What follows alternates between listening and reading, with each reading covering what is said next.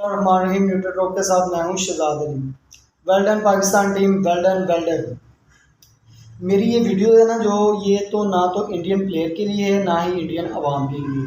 ये Indian anchor हैं, छोटे से एंकरी हैं, बल्कि छोटी सी, ये उसके लिए है वीडियो है। सिर्फ 1 मिनट। हार्दिक पांड्या तो ऑलरेडी फॉर्म में, विराट कोहली की फॉर्म पे सी, पाकिस्तान की और बाबर आजम तो वे आउट ऑफ फॉर्म हुए हैं। और ये इंडियन सूर में पाकिस्तान को ऐसे ही धूल चटाएंगे, ऐसे ही धूल चटाएंगे। किधर गई, नजर ही नहीं आ रही कल से। कहाँ गई, घर जाके सो गई हो? धूल तो ले लो यार, कुछ शर्म होती है आपको? तमीज ही नहीं है बात करने की। 2 टीमें खेलनी हो ना तो एक ने जीतना है, एक ने हारना है। आप हर बात इतनी दिल में क्यों ले लेते, इतने सीरियस क्यों हो जाते हो मैच? और मेरी इंडियन अवाम से अपील है, हर्षदीप सिंह नया टैलेंट है, उसने जो कैच छोड़ा है मैं कसम खाने के लिए तैयार हूँ। उसमें पाकिस्तान आईएसआई का कोई भी किरदार नहीं है, ठीक है।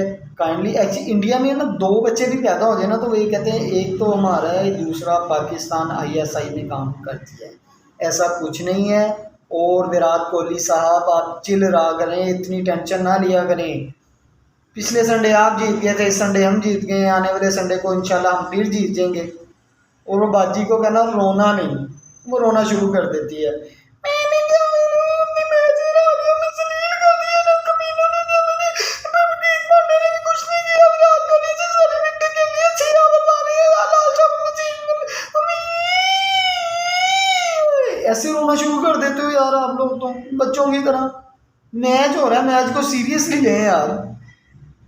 कोई बात नहीं, मैच हार जीत मैच का हिस्सा होता है, रोना नहीं है, रोना नहीं।